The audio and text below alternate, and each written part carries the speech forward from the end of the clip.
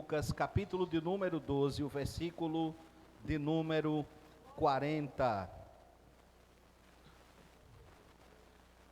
Lucas, capítulo 12, e o versículo de número 40. Eu gostaria de meditar com a Igreja do Senhor sobre o tema a esperança escatológica da Igreja. Estaremos meditando sobre o tema a esperança escatológica da Igreja. Está escrito: portanto, estai vós também apercebidos, porque virá o Filho do Homem, a hora que não imaginais. E disse-lhe Pedro: Senhor, dizes essa parábola a nós, ou também a todos? E disse o Senhor: qual é, pois, o mordomo fiel e prudente, a quem o Senhor pôs sobre os seus servos, para lhes dar a tempo a ração? Bem-aventurado aquele servo a quem o Senhor, quando vier, achar fazendo assim. Glória a Deus.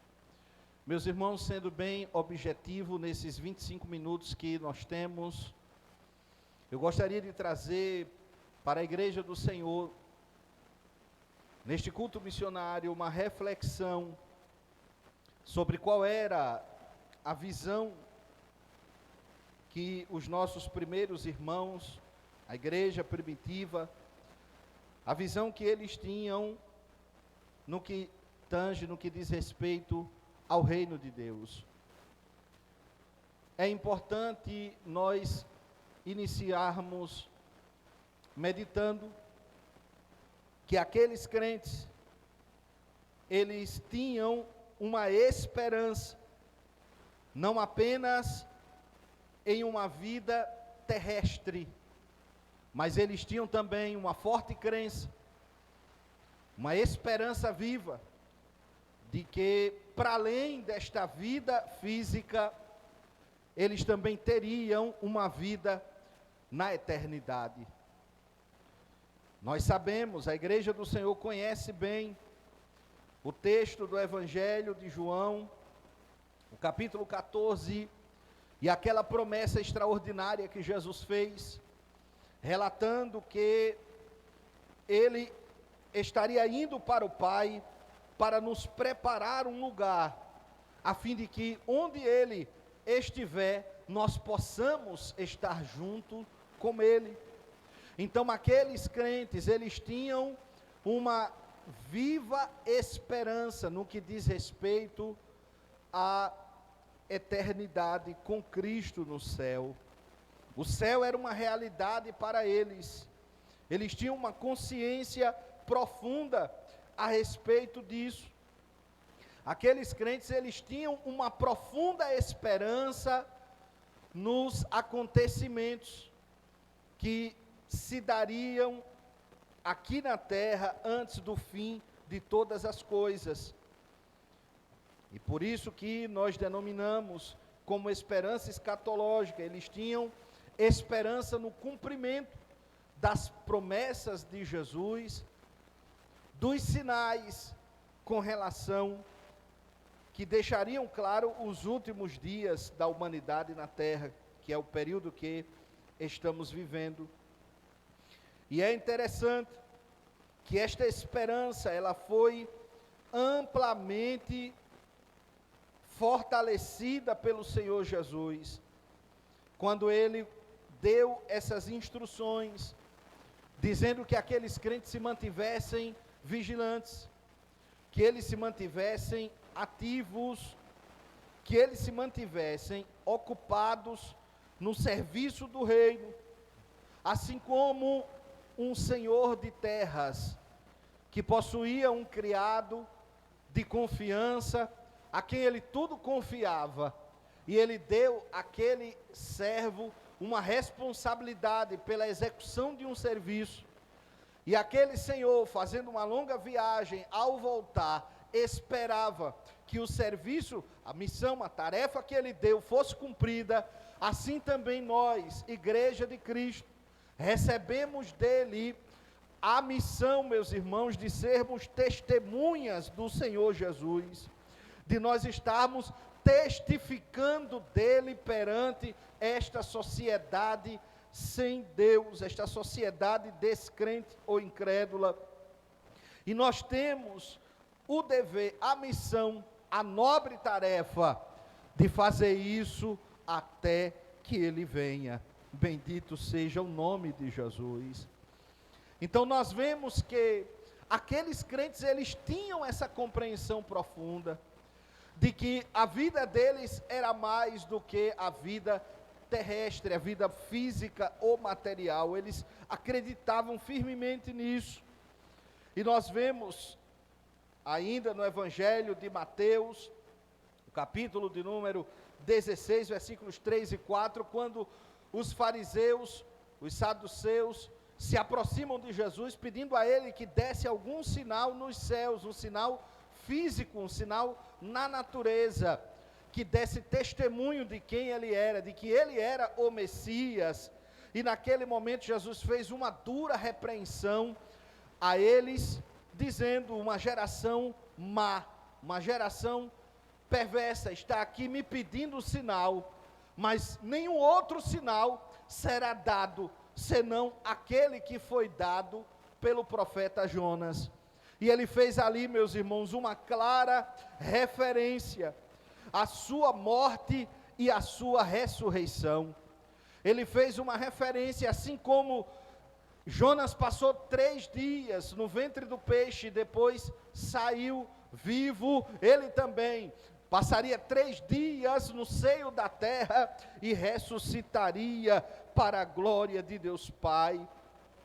E ele deu aquele sinal, ou este sinal, ele disse para os fariseus e os saduceus, isso já deixando claro para eles, exatamente, meus irmãos, esta profunda verdade, glória a Deus, que é o sinal dos tempos, e nós precisamos estar apercebidos a estas grandes verdades.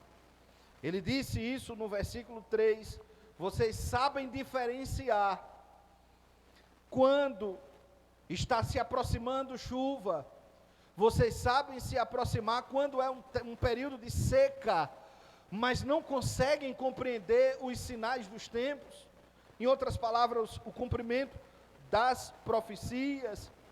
Então, havia aquela esperança neles, e isso fica claro para nós no que Jesus ensinou.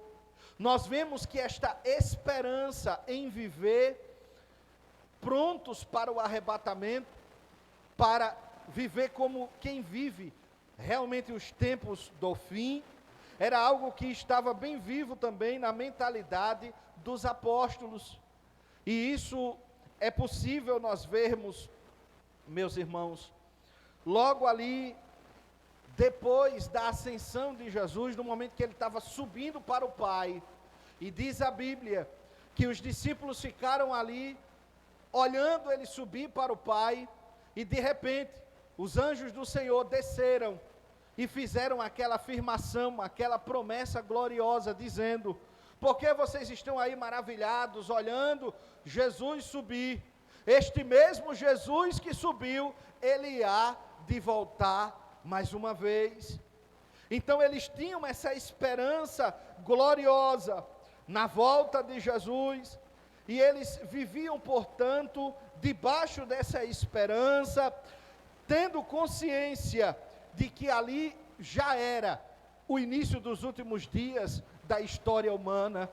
E nós vemos ainda em Atos, no capítulo 1, o versículo 17, depois da experiência, meus irmãos, ali, do transbordar da graça, daquele derramamento do Espírito Santo, naquela experiência ali de Atos dos Apóstolos, no capítulo 2, melhor dizendo, quando o Espírito Santo foi derramado, e quando aconteceu todo aquele rebuliço, e o povo ficou ali maravilhado, no versículo 17, Pedro, ele toma a dianteira, ele toma a frente daquela situação, porque o povo estava sem entender o que estava acontecendo, ao ver aqueles quase 120 homens falando em línguas estranhas, e diz a palavra de Deus, outros, estavam ali falando a língua das nações, aquele rebuliço santo acontecendo, quando de repente Pedro toma a dianteira, e no versículo 17 do capítulo 2,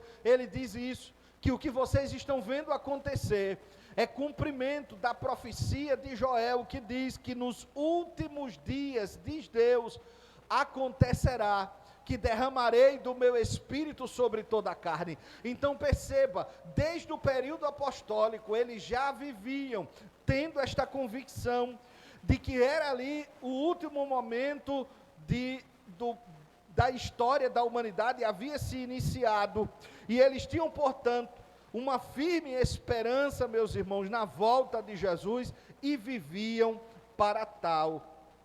Ainda podemos ver, no livro de Atos dos Apóstolos, o capítulo de número 2, e os versículos de número 40, ao versículo de número 42, quando a Bíblia retrata ali, as primeiras conversões, o ambiente espiritual que havia na igreja.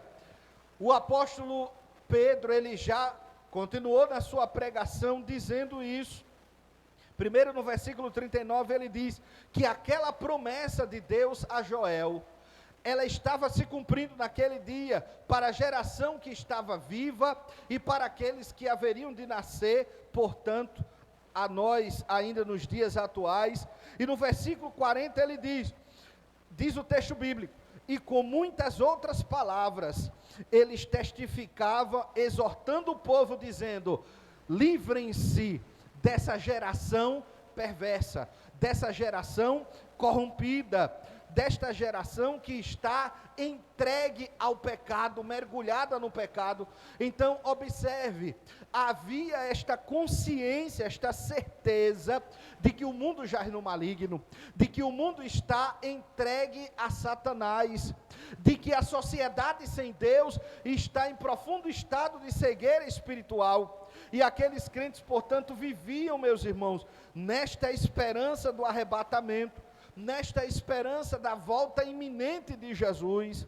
Nós vemos Paulo escrevendo aos Tessalonicenses, no capítulo 4, versículos 13 a 18, e dizendo aos crentes que não queria que eles fossem ignorantes quanto ao que aconteceria no momento do arrebatamento. Nós vemos Paulo escrevendo aos Coríntios, na primeira carta, no capítulo 15, os versículos 50 em diante, quando ele fala sobre o momento do arrebatamento, com mais riqueza de detalhes, esclarecendo como acontecerá a transformação dos nossos corpos em um corpo glorioso, semelhante aos dos anjos. Nós queremos, ou precisamos, com base nisso, refletir sobre o seguinte: quais as implicações desta esperança da volta iminente de Jesus para a igreja do Senhor nos dias atuais? Olhe para mim e reflita sobre isso. Vou fazer novamente esta pergunta, vou reformular a pergunta. De que maneira a volta de Jesus exerce impacto nas nossas vidas?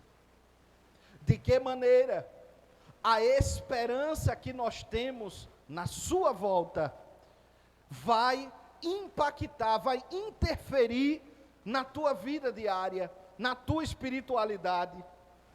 E nós podemos encontrar, meus irmãos, algumas respostas para esse questionamento. Como, ou de que maneira, a esperança na volta de Jesus, essa crença que nós temos, vai impactar a nossa vida? Em primeiro lugar, através de uma cosmovisão diferente. Nós que estamos em Cristo, que tivemos o privilégio de entregarmos nossa vida a Ele e recebê-lo como nosso Salvador pessoal, nós tivemos, meus irmãos, aquele mistério que a Bíblia chama do novo nascimento, aquela oportunidade gloriosa de nascer, como disse Jesus a Nicodemos, não apenas da carne, mas também passar pelo nascimento espiritual, o novo nascimento este do nosso homem interior, uma vez que estávamos mortos e agora fomos vivificados com Cristo para a glória do seu nome. E o fato de nós termos nascido de novo, isso nos deu uma visão diferente de mundo. Quando nós olhamos para a nossa vida, quando nós paramos para fazer uma autoanálise, uma avaliação de como nós estamos vivendo, nós nunca fazemos esta avaliação da nossa vida, deixando de fora a realidade do céu. Deixando de fora, meus irmãos, a nossa crença de que a nossa vida aqui, ela é transitória, ela é passageira, e que Deus nos fez para a eternidade. E perceba como é diferente este olhar que nós temos, que foi produzido pela graça de Deus em nós, da sociedade sem Deus, aonde as pessoas buscam o prazer, aonde se busca a satisfação imediata, aonde se vive apenas pelo ter, aonde a essência, o caráter, o ser, inúmeras vezes é desprezado em nome do talento que a pessoa tem. Então veja, meus irmãos, prova disso que eu estou dizendo, é uma sociedade que valoriza pessoas que não têm exemplo positivo para dar.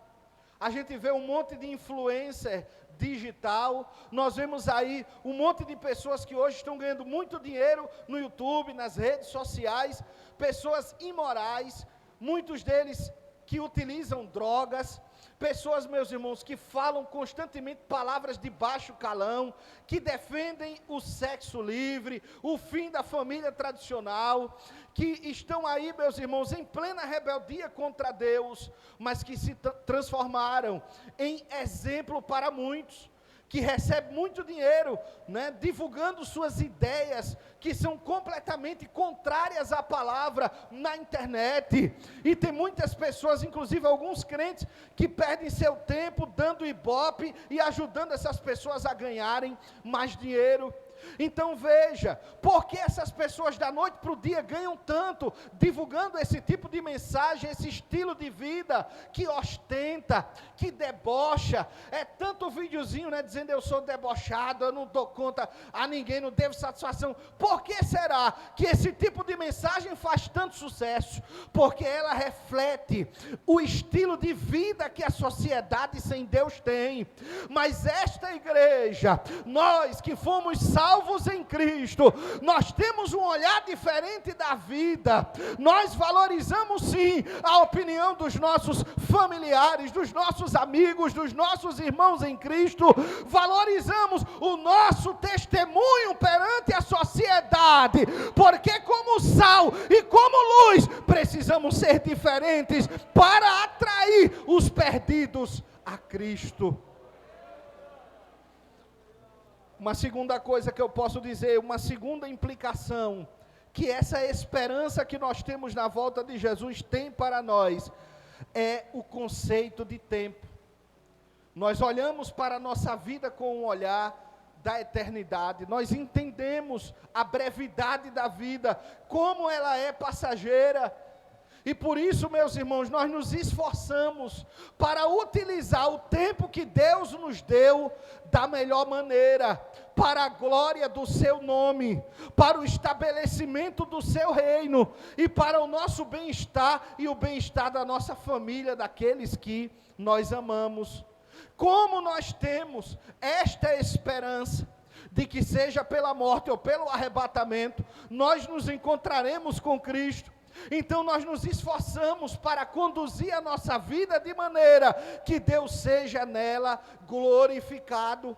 Nós entregamos o controle da nossa vida a Jesus e buscamos a direção dEle, a sua graça, a sua orientação divina para as escolhas, as decisões que nós precisamos tomar. Uma terceira implicação que essa esperança na volta de Jesus tem para nós é, meus irmãos, um sentimento de urgência para o serviço. É essa visão bíblica que nós temos, que nós devemos cumprir o ID de Jesus, que nós devemos proclamar a salvação, que nós temos responsabilidade de apresentar Jesus ao mundo. Se a sociedade sem Deus se aprofunda cada vez mais no pecado, qual é o antídoto para o pecado, igreja?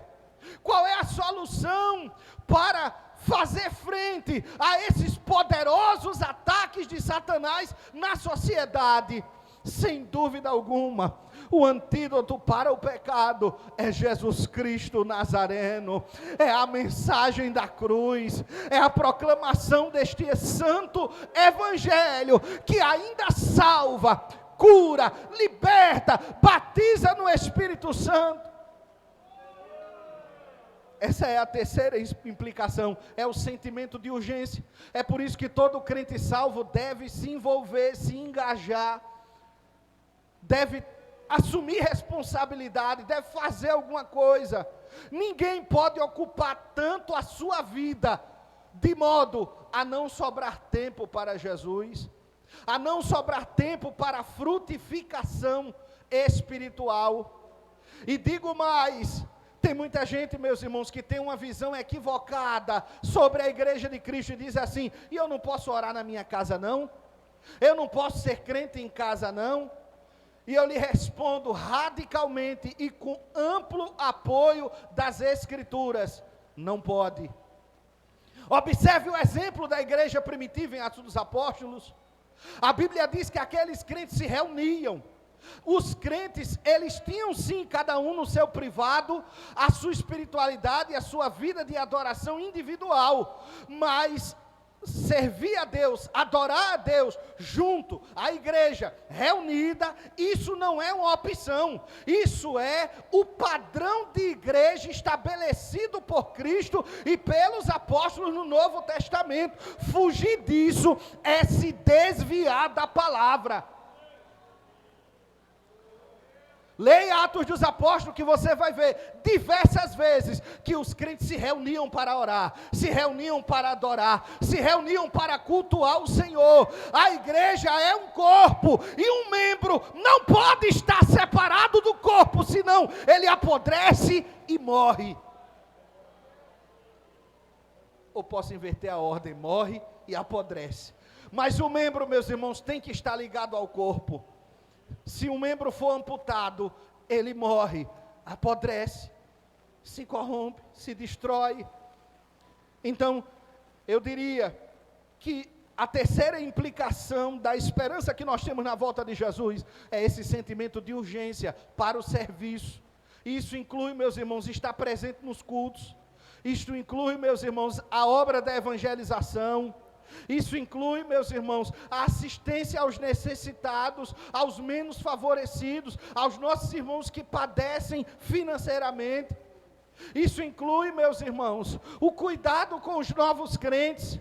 Isso inclui dedicação para o aprendizado da palavra, e para isso a igreja oferece, além do culto de doutrina, onde tem uma instrução das Escrituras com mais clareza, uma mensagem expositiva que o nosso pastor sempre nos traz, a escola bíblica dominical, que ocupa um lugar insubstituível na igreja, e que muitos crentes ainda não entendem que a escola é tão importante quanto o culto de domingo ou o culto de doutrina.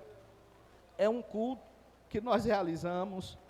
E eu quero finalizar falando sobre a quarta implicação desta esperança que nós temos na volta de Jesus. Vou concluir com esta, que é, meus irmãos, a capacidade de desenvolver resistência diante do ódio do mundo e dos ataques de Satanás. E eu quero finalizar pedindo que você abra, por gentileza, o Evangelho de João, capítulo 17, e os versículos de número 14 ao 16. Evangelho de João, capítulo 17, e o versículo 14 ao 16, a oração sacerdotal de Jesus, quando ele fez aquela intercessão ali no Getsêmani, antes de ser entregue aos pecadores para ser crucificado.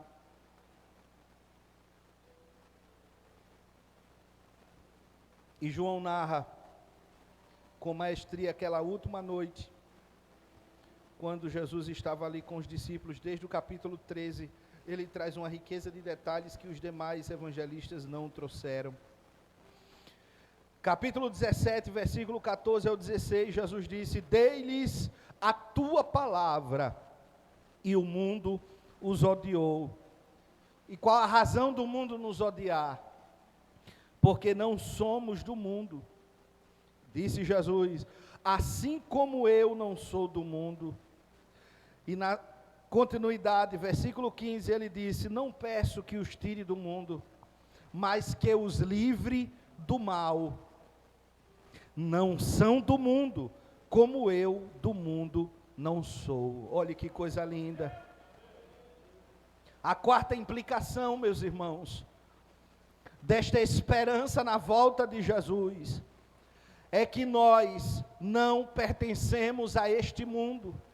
Nós somos cidadãos do céu, e por esta razão, o mundo nos odeia, literalmente.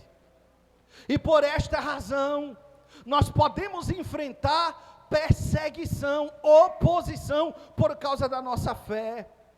Alguma coisa está errada, meus irmãos, quando você vê o mundo aplaudindo, ovacionando um cristão.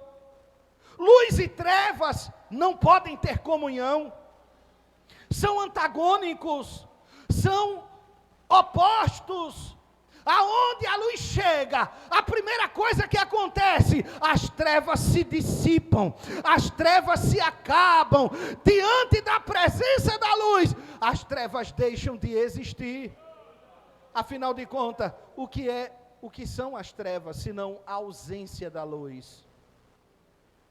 As trevas não são nada mais, meus irmãos, do que a ausência da luz. Sendo assim, aonde a luz do Evangelho de Cristo não resplandece, Satanás toma conta. Mas no momento que o crente salvo, cheio do Espírito Santo, ele chega, levantando a bandeira ensanguentada do Evangelho, proclamando a salvação em Cristo, através da sua vida, do seu testemunho, através do seu exemplo de fidelidade, de renúncia, de obediência, de consagração a Deus.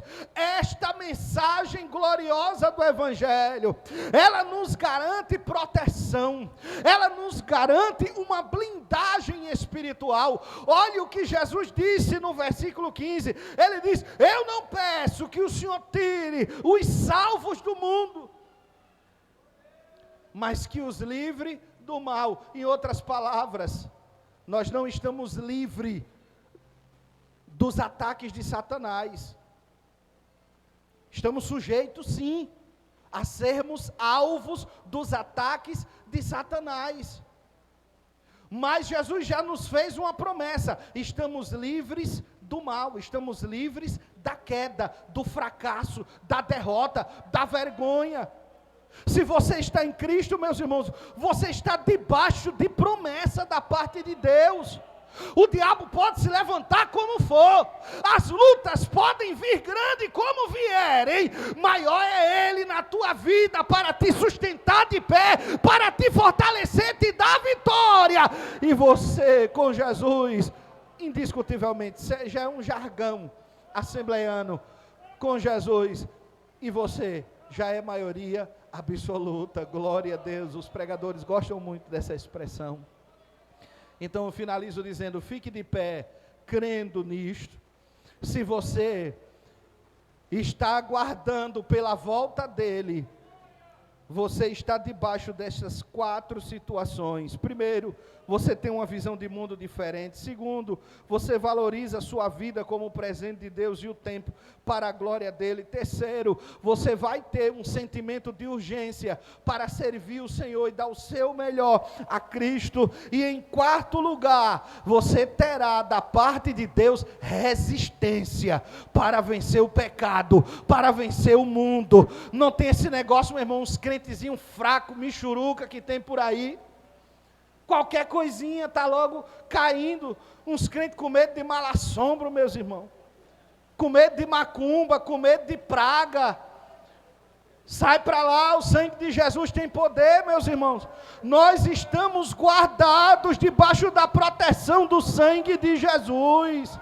Mal nenhum chega na tua tenda, e ai daquele que for pedra de tropeço. Jesus disse, ai daquele que fizer tropeçar um só desses pequeninos aqui, quem se levantar contra você, para te tirar do projeto que Deus tem na tua vida, vai se encontrar combatendo contra o próprio Deus, porque você tem dono. A tua vida foi comprada por bom preço. Você tem um dono. Tome posse desta palavra em nome de Jesus.